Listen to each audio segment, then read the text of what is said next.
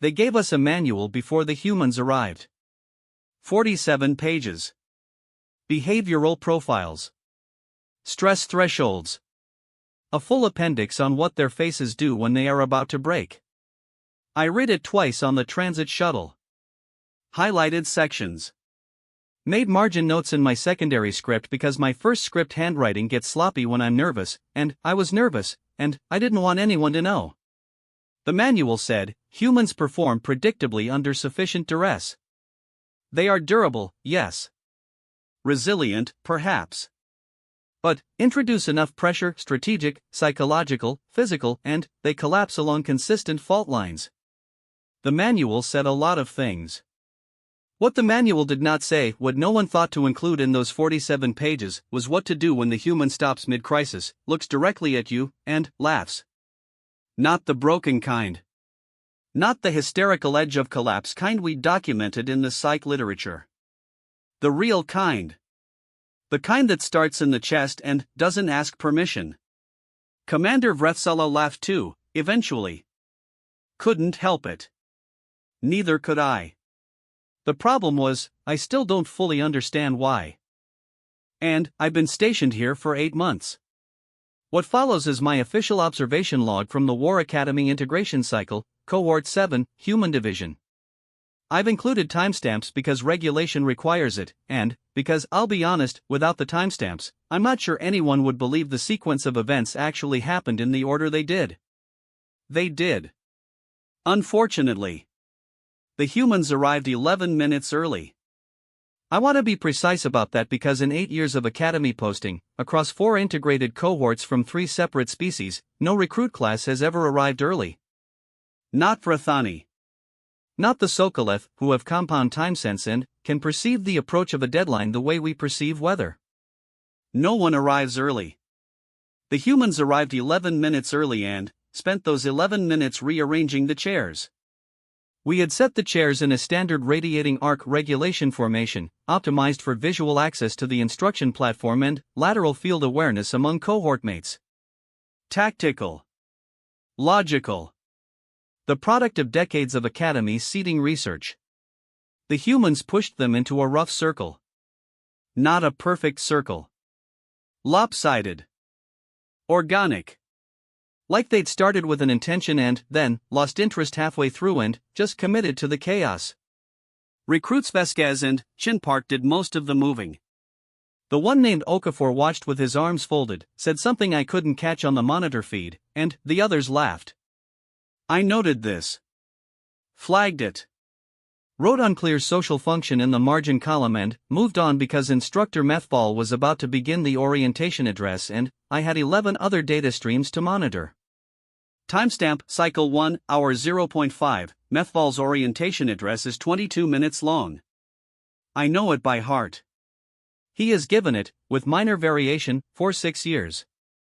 It covers purpose of the integrated cohort program, expectations of conduct, consequences of failure, the Academy's position in the broader interstellar defense compact hierarchy, and a closing statement about the honor of service that sounds sincere the first time you hear it.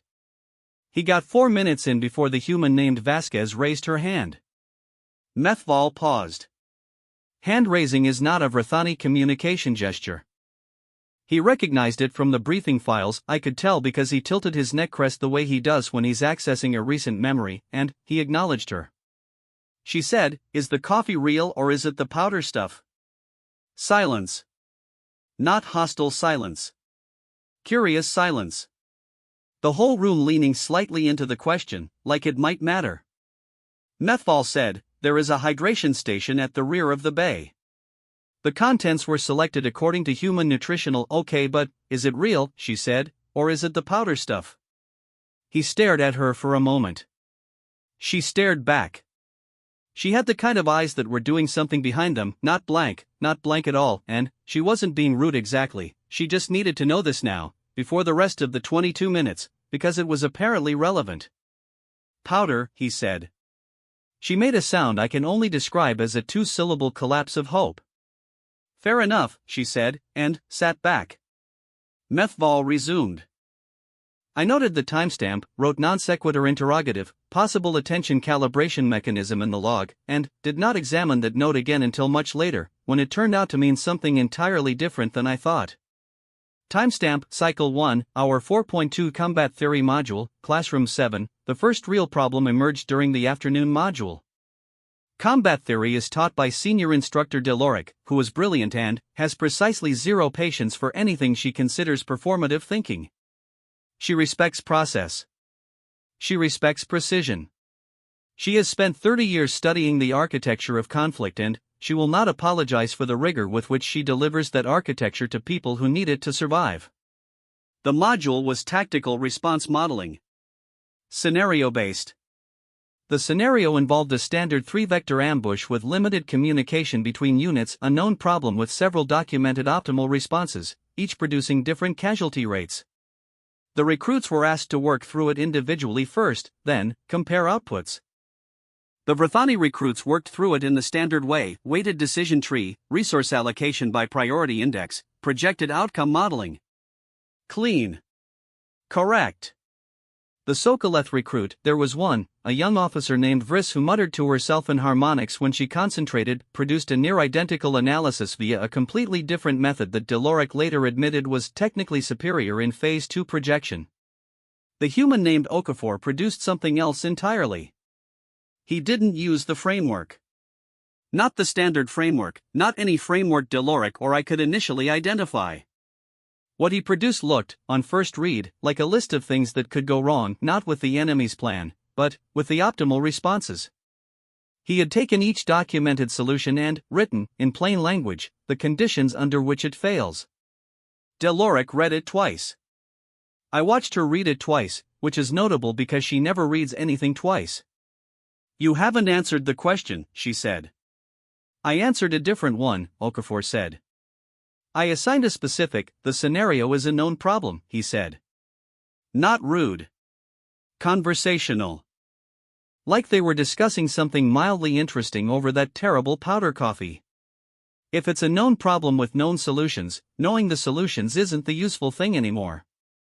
The useful thing is knowing when the solutions break. She looked at him for a long moment. "That is not what this module is designed to." "I know," he said. "I'm going to do it anyway." I expected her to send him to remedial assignment. I've seen her do it for less. She has a particular expression when she's decided someone's time is better spent in a tutorial track, a slight forward tilt of the upper cranial ridge, a tightening of the secondary jaw. She didn't do the expression. She said, "Turn it in as supplemental. Complete the primary assignment." He did. In about 9 minutes.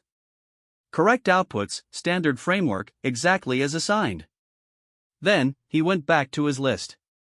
I noted the timestamp.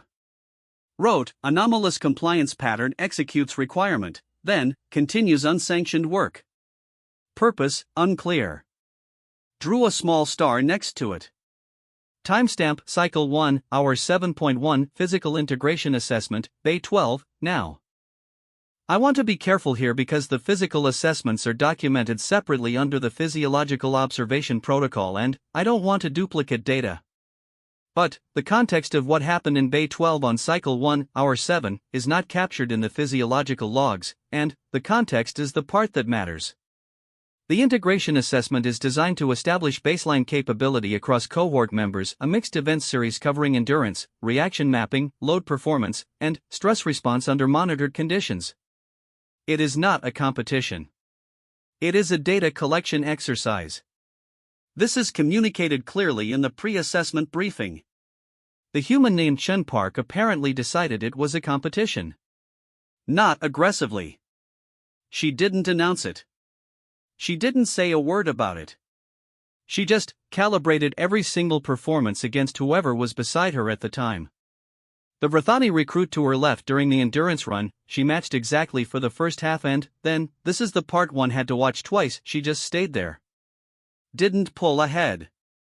Didn't fall back. Stayed at his shoulder for 40 minutes at a pace that, according to the physiological monitors, she was producing with roughly 60% of her available output. She was saving the rest. For what, I didn't know yet. The Sokoleth recruit Vriss finished the load performance segment and sat down with a look of complete satisfaction. Reasonable. She'd performed extremely well. The event was over. Chunpark did an additional set. No one asked her to. No one was watching anymore, particularly the proctors had moved to the next segment. She just picked the weight back up, ran the sequence again, set it down, and then joined the rest of the cohort like nothing had happened. I almost didn't catch it. I only caught it because I happened to be reviewing the bay feed while eating. I'd brought dried kale root to my monitoring station because it was going to be a long day and I had skipped the mid-shift meal and I had to rewind. She'd done it alone. No audience. No acknowledgement. I wrote, unnecessary voluntary effort, no strategic value, no social audience. Reflex? Compulsion? Unknown. Paused. Added, or something I don't have the right category for yet. Timestamp, Cycle 1, Hour 9.8, End of Day Observation, Commander's Log. Commander Vretsala called me in for the daily observation debrief at the end of the cycle. She is a practical woman. Efficient. She doesn't ask for narrative, she asks for data with implications, and she gets impatient when you pad the implications with hedging language. I respect this. I try to deliver accordingly. I gave her the Vasquez coffee question, the Okafor framework deviation, the Chunpark voluntary repetition. She listened with her chin on her interlaced fingers, her thinking posture, the one that means she's actually filing it rather than waiting for me to stop. What's the through line, she said. I told her I hadn't found one yet. She made the noise that means that's the wrong answer, try again. I said, they don't appear to operate from the assigned frame. They take the assigned frame as a starting position and then move from it. Toward something that isn't in the documentation. Toward what? I don't know yet. I think they might not know either. She was quiet for a moment. Picked up her stylus. Set it down. Keep logging, she said. Timestamp everything. I always timestamp everything. That's not the part that concerns me. What concerns me is that I've been doing this for 8 years, across 4 cohorts, and, for the first time, I went home at the end of the cycle and read the 47-page manual again. Not to find answers. To count what it didn't say. I got to page 31 before I stopped. The section on group cohesion. Human units display strong in-group bonding under shared adversity. This bonding accelerates under perceived threat to a group member and may produce irrational protective behaviors that exceed tactical benefit. I read it 3 times. Irrational protective behaviors that exceed tactical benefit. I thought about Chunpark doing a second set alone in an empty bay. I thought about Okafor making a list of failure conditions for problems that were already solved. That exceed tactical benefit. I closed the manual.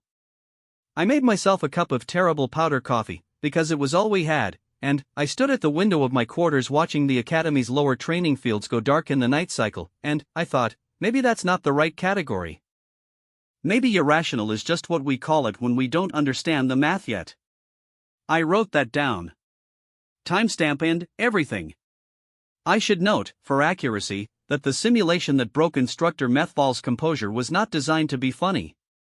Nothing about Tier 3 simulations is designed to be funny. They are designed to be difficult, disorienting, and, in Methval's precise phrase, which he delivers at the start of every Tier 3 session, a controlled introduction to the weight of impossible decisions. He means this. He has spent decades in actual theaters of conflict and he teaches the weight of it the way someone teaches weight, you have to feel it to understand it. The scenario was a civilian extraction under active hostile engagement with collapsing infrastructure. 3 exits, 2 functional. 1 entry team, split across a communication blackout zone. The cohort would be divided, 2 groups with audio but no visual, 1 group with visual but degraded audio. All 3 had to operate simultaneously. The Vrathani recruits went to their assigned quadrants. Vriss the Sokoleth took the visual post and began her harmonic muttering within 30 seconds. Organized. Methodical. Exactly as designed. The human team Vasquez, Okafor, Chinpark, and the one named Holst, who I had until that point primarily documented as the quiet one, sits in the back, never late, always has water, did something we did not anticipate. They built a language. Not a formal one. Not fast enough to be pre-planned. It emerged, over the first 4 minutes of the simulation, out of necessity. Vasquez and Holst were in the audio-degraded visual group, and, rather than fight the degraded audio, they stopped using it. Vasquez started tapping on her comm piece, 1 tap, 2 taps, pause, 3 taps, and Holst answered in kind. It wasn't Morse code or any known compact signaling system. It was something they made up in real time because the given tool was broken and they needed a different one. By minute 6, Okafor had picked up the pattern from the audio side and incorporated it into his verbal relays to Chinpark. By minute 9, all 4 were operating on a hybrid system, partial verbal, partial tapcode, partial what I can only describe as spatial anticipation. They had been working beside each other for 19 days and they had apparently learned each other's timing well enough to predict movement decisions. Methval was standing beside me at the observation panel. He said nothing for a long time. Then, they're not following the communication protocol. No. They built a new one. Yes. He watched for another moment. The extraction was proceeding. Chaotically, it was not elegant, there were 2 near misses and Holst made a routing decision that added 4 minutes to the timeline, but it was proceeding. In session, he said. In session. They built a new communication protocol in session during a Tier 3 simulation. That appears to be, I'm going to need to sit down, he said. He didn't sit down. But, he did stop talking for 6 minutes, which is unprecedented. I know because I timed it. Timestamp, cycle 19, hour 4.7, post-simulation review. The review session is where it went wrong. Or where it went, depending on your perspective. Standard post-sim review, debrief, error identification, corrective pathways. Methval runs them precisely, without editorializing, because he believes recruits learn more from neutral analysis than from emotional interpretation of their mistakes. He is correct about this. I've watched him do it for years and it is effective. He opened with Holst's routing decision, the one that added 4 minutes, because it was the clearest deviation from optimal. Textbook. Explainable. He laid out the preferable pathway with the efficiency numbers. Holst said, I know. But, Chinpark had a sprained wrist by that point. Silence. The simulation doesn't model injuries sustained during the exercise, Methval said. I know, Holst said again. Still quiet. Still very much the quiet one. She was favoring her right grip by about 15% after the wall descent. I rerouted through the wider corridor so she'd have the wall for support on the left. Methval stared at him. I ran the replay. Pulled up Chinpark's grip pressure data. Holst was right. 15%. Beginning approximately 3 minutes before his routing deviation. He had noticed it before the sensors had flagged it as meaningful. He'd built it into a decision that, to any outside observer, looked like a simple tactical error. Chinpark, across the table, looked at Holst. She didn't say anything.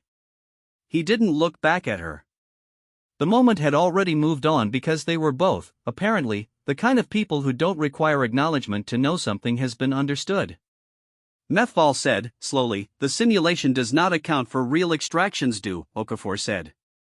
Not aggressive. Just a fact, offered into the room, available for anyone to pick up or leave. Methval picked it up. He stood very still for a moment.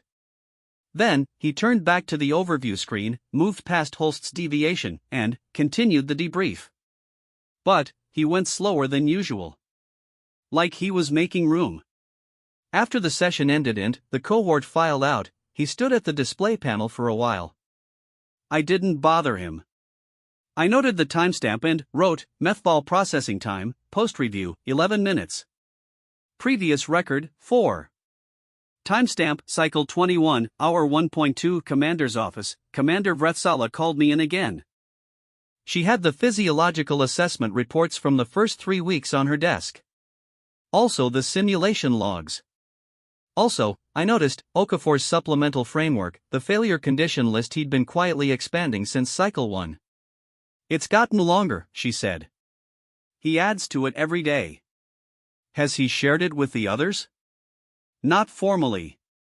But Vasquez photographed it twice during the group theory module, and Chin Park asked him 3 questions about Week 2's editions after the evening meal on Cycle 18.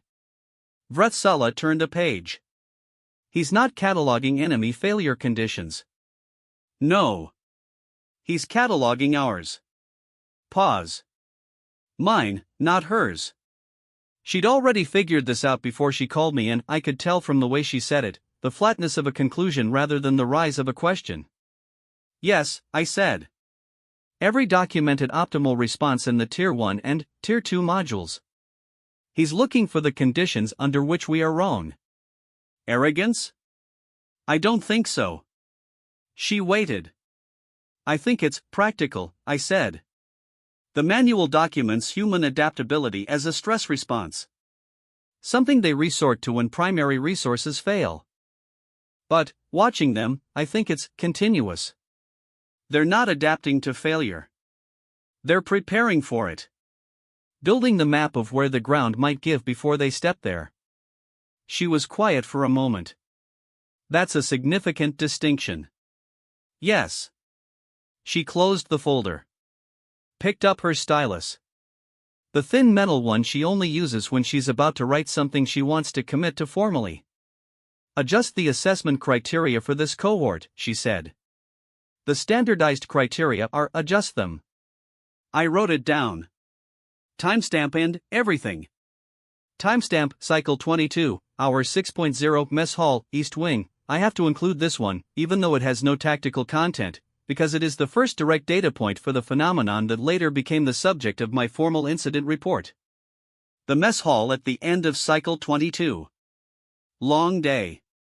2 back-to-back simulations, one of which had genuinely gone badly. Vasquez had made a command error in the second scenario, a real one, the kind that costs people, and she knew it. I could tell she knew it from the way she carried her tray, forward lean, eyes down, jaw set in the particular way that means someone is replaying a decision they can't undo. She sat down next to Okafor. He slid his dessert ration across the table to her. She looked at it. Looked at him. Don't, she said. Already done, he said. She was quiet for a moment. Then, I cost us 4 minutes on the second arc. You cost us 4 minutes, he agreed. The 4 minutes didn't matter in the sim. They would have mattered in a real extract. I know. Okay, he said. And then, he just kept eating. Like the conversation was complete. Like saying I know was enough, and now they could both move on, and the dessert was sitting there and she should probably eat it. She ate it. I sat 3 tables away with my Kelroot and my observation log, and I wrote, accountability without shame spiral. Error acknowledged, absorbed, released. Speed of processing, approximately 90 seconds. I thought about the number. 90 seconds. I've watched Vrathani officers, good officers, experienced officers, carry a command error for weeks. It compounds. It changes posture and timing and the quality of subsequent decisions. The literature on it is extensive. 90 seconds. Then, she picked up her spoon. I added to the note, unclear if this is cultural or individual. Cannot determine if it is a skill or a reflex. Cannot determine if it matters which. Timestamp, Cycle 23, Hour 8.4, Commander's Corridor, Building 7, the laugh happened on Cycle 23. I'm going to need context for this, so I'll give it, though I'm aware it makes me look somewhat undignified. The Academy runs a biannual stress inoculation series, 3 days of continuous, escalating simulation designed to push each cohort to their documented stress threshold. Not past it. To it. The goal is controlled exposure to the outer edge of capacity. You learn where your ceiling is so you can operate near it without being surprised by it. We had identified the stress thresholds for each recruit based on the first 3 weeks of observation. Standard procedure. The human thresholds had been a challenge to categorize. They didn't follow the standard degradation curves, but we had constructed what we believed were workable models. I had compiled and submitted those models personally. I want that noted for the record. I did my best. By hour 6 of day 2 of the stress inoculation series, the Vrathani recruits were performing a documented threshold. Vris the Sokoleth was slightly below projection but within acceptable range. Everything was proceeding as designed. The humans were not at threshold. They were nowhere near threshold. What they were, I wrote this in the log at 8.1, trying to be precise, was adapted. By hour 6, they had stopped being stressed in any way the monitoring systems recognized as stress. Vasquez was making jokes. Not the anxious kind, the actual kind. The kind where the person telling the joke is genuinely finding something funny. Holst, who had barely spoken above a murmur in 3 weeks, had apparently become a font of dry observations that kept making Chunpark put her head down on her folded arms and make the sound I'd eventually learn was suppressed laughter. Okafor, under hour 6 of escalating simulated stress, was drawing in the corner of his scenario brief. Not doodling. Drawing. A small, careful sketch of something I couldn't make out on the camera feed. I went to find Commander Vretsala. She was in the observation corridor, watching the live feeds. I said, "The stress inoculation isn't I see it," she said. "The humans are not I see it." "The model I submitted predicted threshold contact at I see it," she said again, and her voice had something in it I hadn't heard before. Not annoyance. Not concern. Something adjacent to delight. She turned to look at me. "Do you know what they're doing?" "They appear to have metabolized the stress load and they're enjoying themselves," she said. I looked at the feed. Vasquez laughing at something. Chunpark's head on her arms. Holst's flat voice delivering something inaudible that made Okafor look up from his drawing with the expression of a person who has just heard the exact correct word for a thing they'd been thinking about. "That cannot be the accurate look at the biometrics," Vretsala said. I looked. Elevated heart rates. Consistent with positive arousal, not threat response. Neural engagement signatures in the ranges associated with flow states. Flow states. Under hour 6 of Tier 3 stress inoculation. Vretsala made a sound then. Low at first. And then, she was laughing, not politely, not professionally, not the kind of laugh you offer when something is mildly amusing and social convention requires acknowledgement. The real kind. The one that starts in the chest and doesn't ask permission. "Commander," she waved a hand. Still laughing. "Commander, the protocols, I know the protocols," she managed. I wrote the protocols. She was looking at the feed. Vasquez had just apparently said something that made Holst actually smile, a full one, visible even on the camera, and, Vretsala said, to no one in particular, "They turned my stress inoculation into a party." She sat down in the observation chair. She kept laughing. After a moment, "I want to be honest about this," I laughed too. Not because anything was, technically, funny. Because the gap between what the manual had prepared me for and what was happening on those screens was so precise, so clean, so complete, the map and the territory had simply ceased to resemble each other, and the only honest response to that was the one I was having. I wrote, later, threshold models for human cohort 7 require full reconstruction. Base assumption error, stress and enjoyment treated as mutually exclusive states. Evidence contradicts this. Recommend treating as separate orthogonal variables until further data available. I added, also, Vasquez makes good jokes. This is relevant somehow. Working on why. The final integration assessment is not a test of what recruits have learned. I want to be precise about this because people often misunderstand the design philosophy. It is not an exam. It does not measure knowledge acquisition or skill execution against a fixed rubric. What it measures, what it has always been designed to measure, is whether a recruit can function under genuine uncertainty. Unknown scenario. Unknown parameters. Incomplete information by design. Real command is incomplete information, always. The assessment does not pretend otherwise. This is what makes it real. Commander Vretsala delivers the briefing personally. She has done it for every cohort she's commanded. She stands at the front of Hall 1 and she looks at the recruits and she tells them the only thing they'll know going in, you will have each other, and nothing else is guaranteed. She said it on Cycle 41 the same way she's always said it. I watched the cohorts' faces. The Vrathani recruits, focused, composure-locked, the particular stillness of prepared people. Vris, harmonics starting low in her throat, already working something through.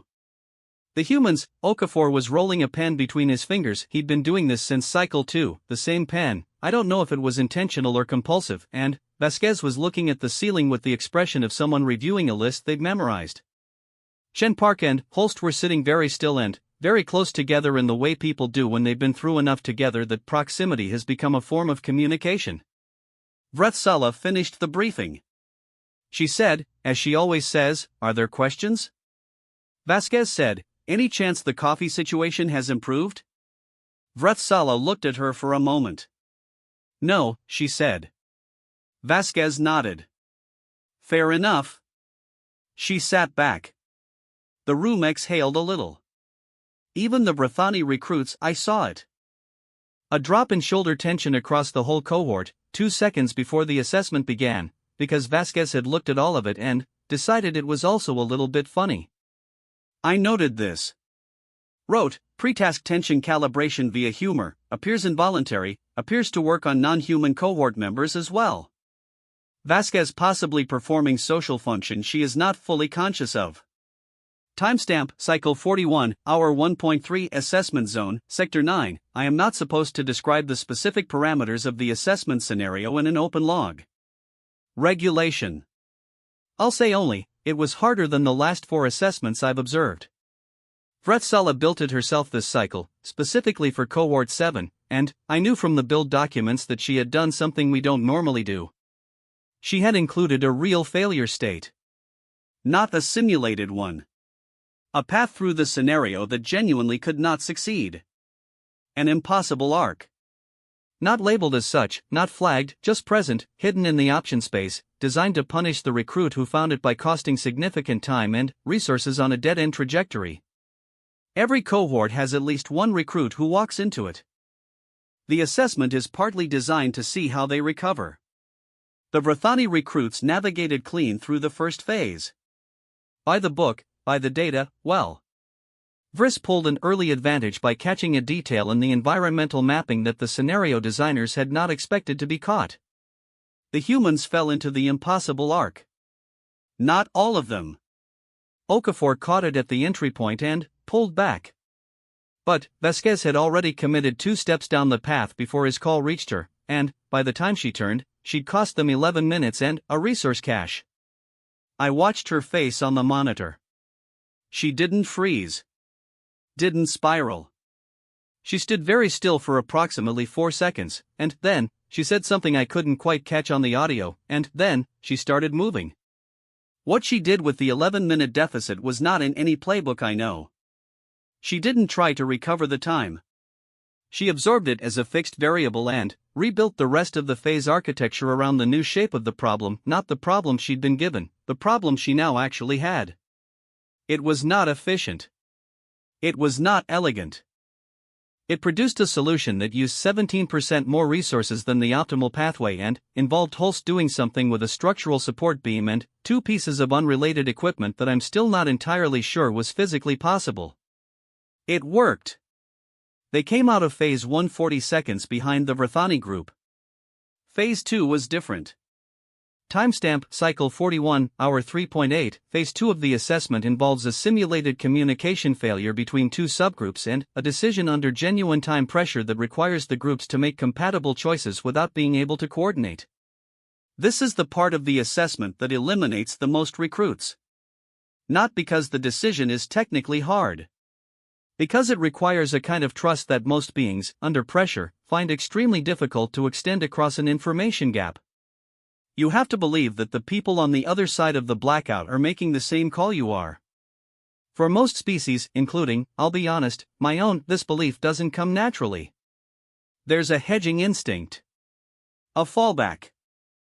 Most recruits make the safe choice, which is the choice that still functions even if the other group goes a different direction, and the safe choice always costs something. The Vrathani recruits made the safe choice. Competently. Correctly, by the standard rubric. The humans made no choice at all for 90 seconds, which in assessment time is significant. I leaned forward at my panel. Then, they made the same choice. Both subgroups. Simultaneously. Not the safe choice.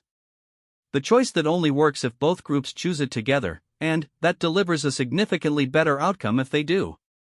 I pulled back the communication logs to make sure there hadn't been a protocol breach, unauthorized signaling, a relay tap, something. There was nothing. The blackout was clean. They had looked at the problem from two separate positions, across a silence, and they had known. Methval was standing beside me at the panel again. He'd come down from his office to watch the final assessment, as he always does, as all the senior instructors do, and he said, "How?" Not a question. Just the word. I said, 41 days. He looked at me. 41 days of every meal and every simulation and every debrief, I said. They know how each other moves. They know what each other prioritizes. Holst noticed Chun Park's grip pressure changing before the sensors flagged it. Okafor has been cataloging their failure conditions, since Cycle 1. I paused. I think they modeled each other. I think by now they can run the simulation in their heads and predict the output. Methval was quiet. That's not a technical skill, he said. No. That's not something you can train directly. I know. Then, how do you put them through things, I said. And then, you trust that they're paying attention to each other while they go through them. I looked at the feed. I think that's what they were doing, even when we thought they were just making jokes and drawing in the margins. Timestamp Cycle 41, Hour 6.1, Phase 3, the scenario collapsed in Phase 3. Not as a failure. As the design. Vretsela had built a third-phase collapse, a sudden shift in the scenario parameters, mid-execution, that invalidated the established plan and required a complete reconstruction under severe time pressure. When I'd read the build documents, I'd thought, this is going to be the elimination moment. This is where Cohort 7's humans will finally hit the ceiling the manual has been predicting since Cycle 1. The scenario collapsed. Vasquez said, very clearly, in a voice I could hear over the ambient audio of the assessment floor, "Okay, different problem." That was it. That was the whole response. Okay, different problem. Not denial. Not panic processing. Not the 4-second adjustment window I'd been seeing since Cycle 1, which had already been faster than any recruit I'd previously logged. The language itself was the tell. Different problem. Not the problem changed or we've lost our plan or anything that framed it as a loss. Just a new problem. Already. They rebuilt on the move. Chun Park took point on the revised architecture. Okafor managed the resource math. Holst, quiet, consistent, water always present. Holst went somewhere in the Phase 3 zone that I will admit I lost track of for approximately 4 minutes, and then reappeared having solved a lateral problem none of the rest of them had mentioned to him. He had found it himself. Fixed it himself. Reported back. The final assessment score, when it came out, had human Cohort 7 at the highest integrated performance rating in 6 years. Not because they'd been individually exceptional on any single metric, they hadn't. The Vrathani recruits had outperformed them on precision, on protocol compliance, on resource efficiency. It was the compound score. The inter-unit function. The parts that the rubric had barely tried to measure because, previously, no cohort had pushed them high enough to matter. Timestamp Cycle 41, Hour 9.2. Commander's Office, Post-Assessment. Vretsala was sitting at her desk when I came in. The assessment scores were on the display behind her. She had a cup of I-checked real coffee. Somewhere she'd acquired real coffee. I did not ask. I sat down. "How's your log?" she said. "Long." "Good." I pulled out my notes. I want to formally recommend a revision to the integration assessment framework. Specifically, I've already started it, she said. Of course she had. The stress threshold model needs to done. And, the communication protocol section should account for working on it. She looked at me over her cup. What else? I looked at my notes for a moment. The manual, I said. The 47-page behavioral manual. The one we give to every observer before a human integration cohort. What about it? I think it's wrong. She waited. Not factually wrong. The facts are accurate. The observations are accurate. I tried to find the precise language for it. I'd been looking for the precise language for 6 weeks. The categories are wrong. The framework for interpreting the facts is wrong. We built it from the outside, from observed behaviors, and we labeled everything that didn't fit a standard model as anomalous or irrational, or I stopped. She nodded slowly. Go on. They're not irrational, I said. They're operating on a logic we didn't have the right instruments to measure. The humor. The apparent inefficiencies. The social redundancy. The voluntary second sets in empty bays when no one is watching. I shook my head. Those aren't deviations. They're load-bearing. We just couldn't see what they were bearing. Vretsala was quiet for a long time. She picked up her stylus. What would you put in a revised manual, she said. I thought about it. I don't know yet, I said. I think I'd start by removing about half of what's there and replacing it with questions. She almost smiled. Write it up, she said. Timestamp everything. Timestamp, cycle 42, hour 0.1 observation bay, building 3, morning, I was at my station early on the first day of cycle 42. Old habit. I don't trust myself to arrive late and not miss something. The human recruits were in the common area before most of the others. First day of the advanced integration track. New parameters, new cohort structure, harder scenarios. Significant by any standard. Okafor was drawing again. I still hadn't been able to make out what it was from the camera angle, and it had been bothering me for 23 days. I finally moved the building 3-bay camera manually, a thing I am technically permitted to do and professionally slightly embarrassed about, and got a clean angle. It was a map. Not a scenario map. Not a tactical overlay. A map of the academy. All of it. Every building, every corridor, every training bay. Small and precise, assembled from memory across 3 weeks. The kind of thing you make when you are learning a place thoroughly. The kind of thing you make when you are not just passing through. In the corner, very small, he had written something. I zoomed in as far as the resolution allowed. Failure point, SA corridor, building 7. Wall support is cosmetic, not structural. Remember. I sat with that for a moment. He had found a structural vulnerability in the academy building. Casually. Incidentally. While doing something else entirely. And he had written it down. Not to use. Not for any visible purpose. Just because it was there, and now he knew it, and knowing things is its own kind of preparation. I wrote in the log, Day 1, Advanced Track. Everything normal. Then, I looked at the map again. Then, I wrote, Everything normal. Recalibrating what normal means. Put the stylus down. Made myself the powder coffee. Stood at the window. The manual said 47 pages was enough to understand them. I've got 112 pages of observation logs, 3 revised framework drafts, and Okafor's map, which is better than anything we had, and I still don't think I've reached the bottom of it. I don't think that's a problem, exactly. I think it might be the point.